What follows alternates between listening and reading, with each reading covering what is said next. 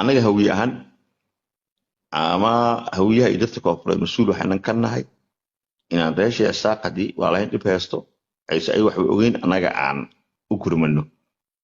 waxaan rabaa inaan degmooyinka muqdisho iyo gobollada dalkaba ka bilowno quraan akhris aan iyagoo mataqaanaa ugu quraan akhriyno oo sixir fur ah sidoo kaleeto 3 sheekh oo naqaano oo caana oo takhasus badan u leh sixir furka inaan u raatibno oo dhahno quraan akhris raatib wax loo sameeyo haddii kale waxaa la geeridii galbeed laga sheego bandaha ka eeg ha haddii isaaq lagu soo baroobay sixirkaas oo aan ka hortegi weyno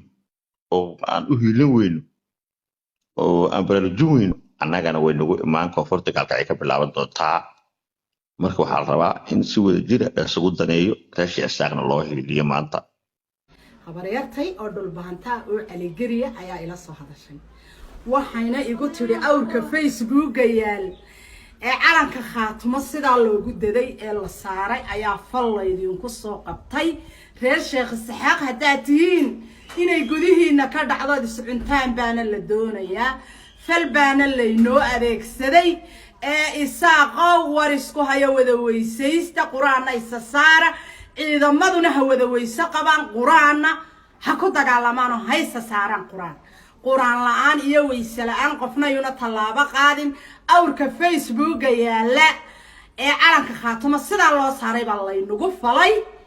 imikayna habaryartay ii soo sheegto caligeriyi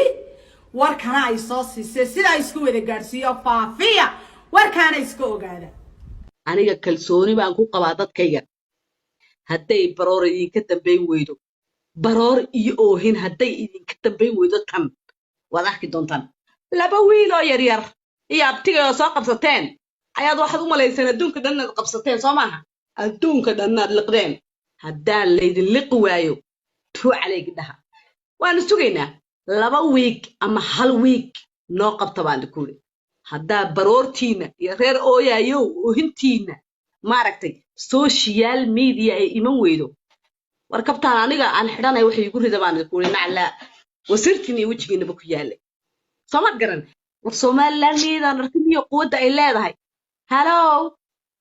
war shacabka reer Sheekh Isxaaq quwadooda miidaan arkin war miidaan arkin war baawarkeena niyo haddaan doonayno hal habeen baan idinku qabsan karnaa garow waad sheegtay boosaaso xiniyaha ugu dambeeya war kulligiin baan intaan idin soo qabano baan gacanta idinku duubanaynaa waryaada ma fahanteen hadda oran simij malay maqlaa waryaada si fiican ma maqashaan dhagihiina fura hariyoonina aabihiin wase idinkoo weliba isu soo urursaday oo qashin isu soo urursaday aad tihiin baa laydinkaga hindisiyey markaasaad hal nin aad qabsateen iyo 2 wiil oo yaryar oo dhalinyaro ah had yaryariis waa 16 jiradeena 16 jiradeena idinkaga hindisay oo idinkaga oohinaye bal hadday konton jiradeena idin soo gaar lahayn maxaad samayn lahaydeen bal maxaad samayn lahaydeen ii sheega bal dilay waxba ku qarin maayo meel fagaara oo public ah baa lagu dilayaa oo inta maxkamad la saaraa halka la soo taagayaa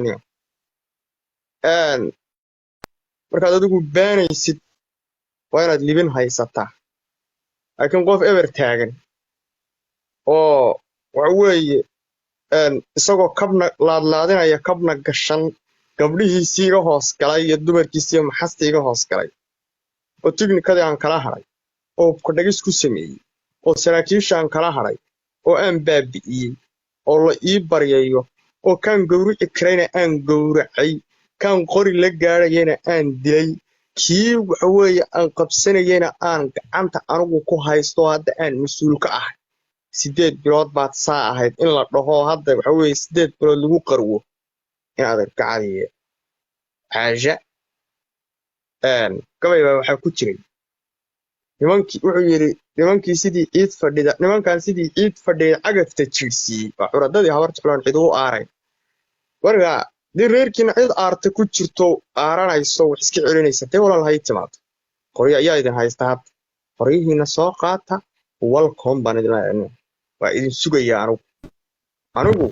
waan idin sugayaa libinta aad haysatid ma waxa weeye inaad maanta tiraahdo gurigaygii baan rag facaya ka eryaday gurigaaga aantaas oo dhan kugu xukumayay nin cali bara la dhaho biciida ay kugu haystay